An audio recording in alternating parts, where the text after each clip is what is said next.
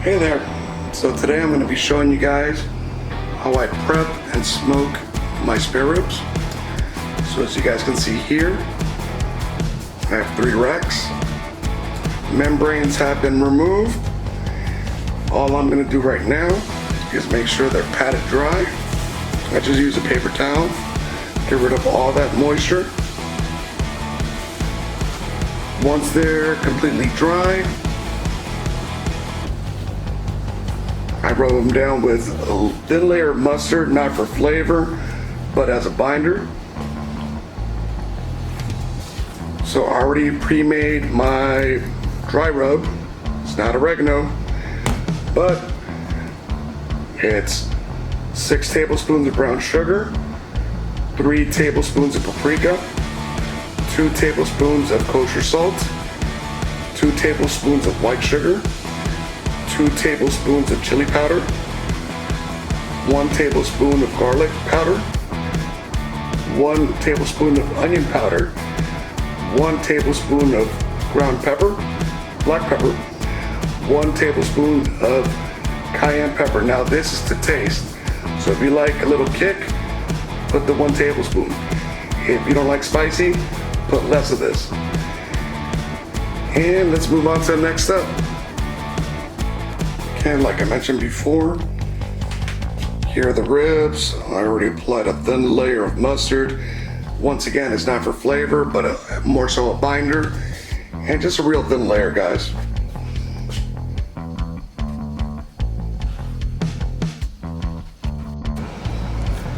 Now we're ready for our seasoning salt. You want to be pretty liberal and just cover all your ribs all the way.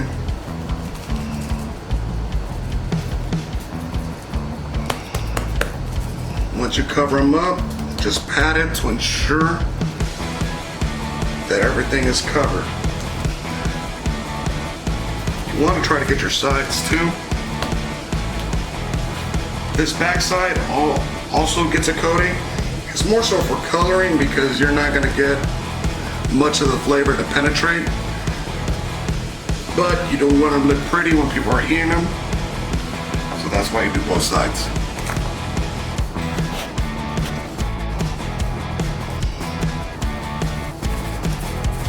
And just keep on repeating, same process. Be liberal with your rub. And I guarantee you these will come out amazing. We're gonna be smoking them for about 6 hours. After the 4th hour, we're gonna go ahead and do the Texas cheat, which means I'm gonna wrap them in foil. And we're gonna be smoking them at about 220 the entire time.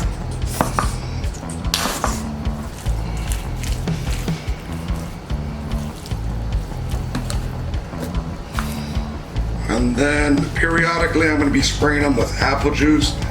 That's just to retain moisture.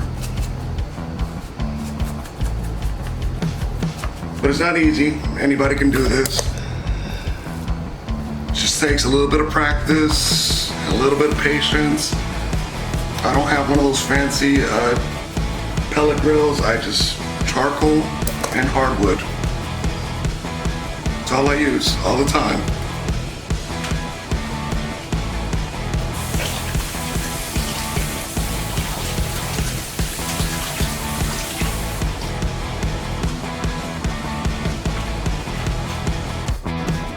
Okay, now that my ribs are all rubbed, I'm just gonna let them sit here for maybe an hour. Usually when I rub them, I'll leave them overnight just so that all the flavors, all the spices can penetrate the meat. Today I don't have that luxury, so 1 hour it is.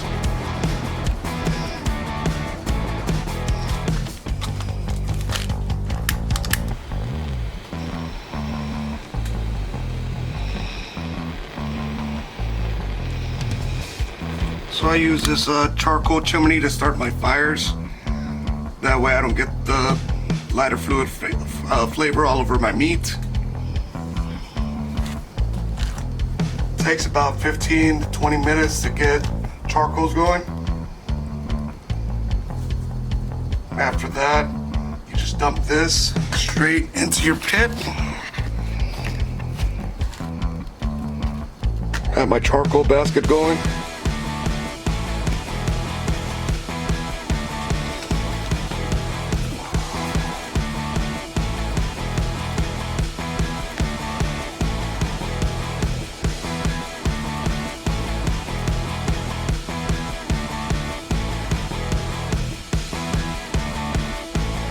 Alright, so got my Oklahoma Joe on.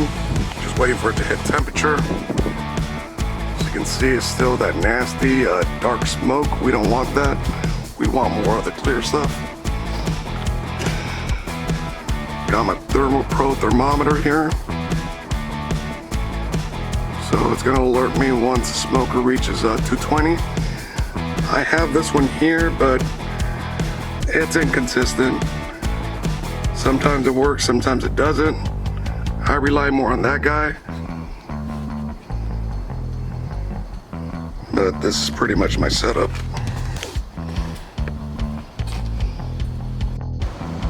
So after about an hour, I'm just letting the rub sink in. All that moisture's being pulled out. Now, thermostat says 202, so in a few, I'll be able to get these ribs in the smoker.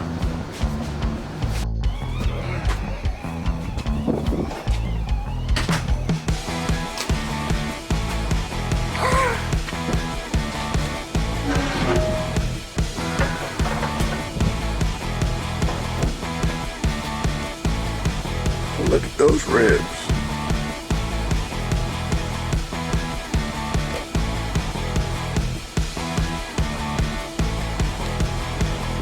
Four more hours to go.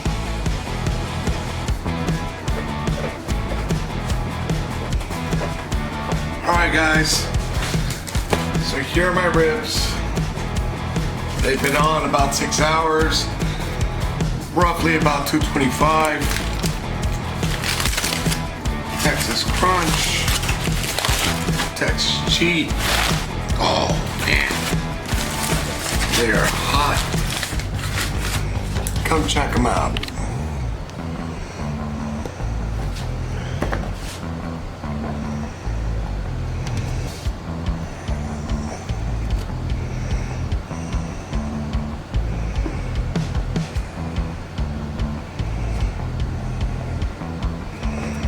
So now just rub some barbecue sauce and eat them. Happy 4th of July.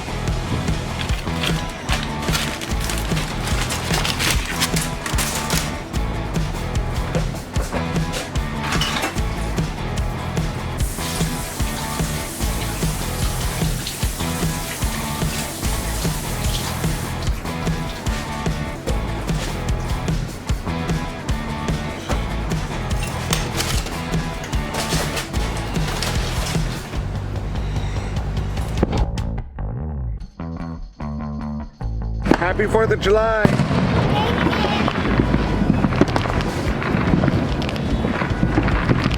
How do you feel today? Ricky, say happy 4th of July.